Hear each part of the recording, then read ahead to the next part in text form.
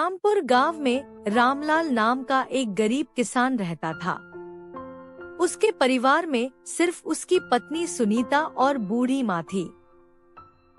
उनका घर टूटा फूटा था, छप्पर से बरसात में पानी टपकता था और खाने पीने की स्थिति भी हमेशा तंग रहती थी। खेत बहुत छोटा था, बस 1 बीघा, और उस पर भी मौसम की मार ज्यादा पड़ती थी। अगर बारिश ठीक होती तो थोड़ा अनाज घर में आ जाता, लेकिन जरा सी गड़बड़ी होते ही भूखे पेट सोना पड़ता। रामलाल दिन रात मेहनत करता, सुबह से शाम तक खेत में पसीना बहाता, लेकिन फिर भी परिवार का गुजारा मुश्किल से चलता। माँ अक्सर कहती कि बेटा, पेट भर जाए तो बहुत है, लेकिन बहू का दिल टूट जाता जब वह देखती कि आने वाले कल में बच्चों के लिए भी कुछ नहीं बच पाएगा।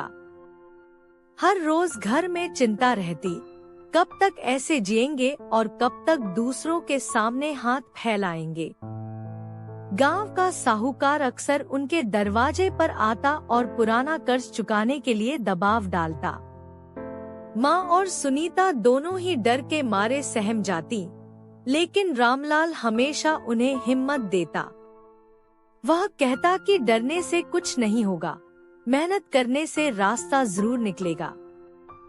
पर सच तो यह था कि उसकी भी हालत टूट चुकी थी।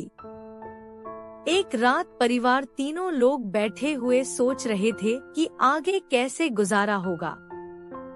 तब सुनीता ने धीरे से कहा कि सिर्फ खेती से घर नहीं चलेगा, हमें कुछ और भी करना होगा।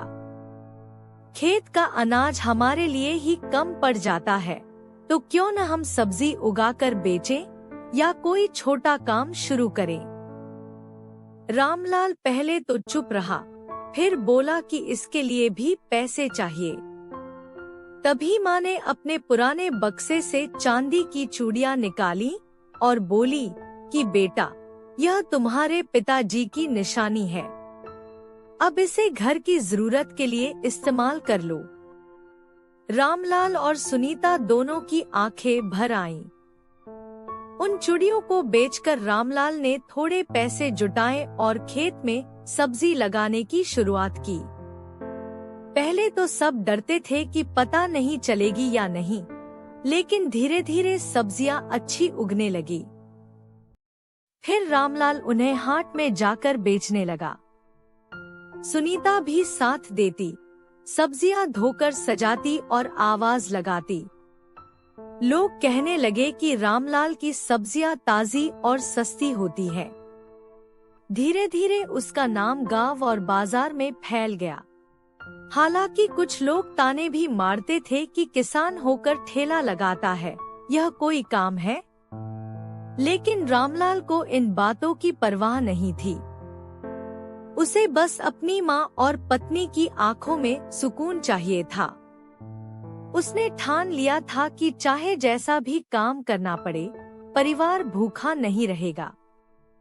धीरे धीरे उनकी स्थिति बदलने लगी। अब घर में राशन की कमी नहीं रही। हर महीने थोड़ा थोड़ा पैसा बचने लगा। साहूकार भी जब आता तो रामलाल उसे किस्तों में कर्ज लौटाने लगा। माँ खुश होकर कहती कि जब बहू बेटा एक साथ मेहनत करते हैं तो भगवान भी साथ देता है। सुनीता हमेशा कहती कि हमें बच्चों के भविष्य के लिए पैसे अलग रखने होंगे। वह अक्सर सपने देखती कि उनके बच्चे पढ़ लिख कर बड़े आदमी बनेंगे और इस गरीबी से बाहर निकलेंगे। रामलाल भी अब यही सोचने लगा कि खेत चाहे छोटा हो, लेकिन सोच बड़ी होनी चाहिए।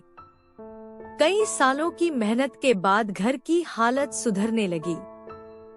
छप्पर वाले घर की जगह पक्की छत बनी, माँ के लिए नई चारपाई आई और साहूकार का कर्ज भी उतर गया। गांव के लोग, जो पहले उसे ताने देते थे, अब उसकी मेहनत की तारीफ करने लगे। सब कहते कि रामलाल ने साबित कर दिया कि मेहनत और ईमानदारी से इंसान की किस्मत बदल सकती है। रामलाल ने हमेशा यही सीखा और दूसरों को भी यही समझाया कि छोटा काम करने में कभी शर्म नहीं करनी चाहिए। मेहनत से कमाया गया हर पैसा सबसे कीमती होता है। अगर परिवार साथ हो, माँ का आशीर्वाद हो और पत्नी का सहयोग हो, तो गरीबी चाहे कितनी भी गहरी क्यों न हो, इंसान उससे निकलकर अपनी नई पहचान बना सकता है। गरीबी बड़ी नहीं होती, छोटी सोच बड़ी होती है। मेहनत और परिवार का साथ हो तो इंसान अपनी किस्मत बदल सकता है।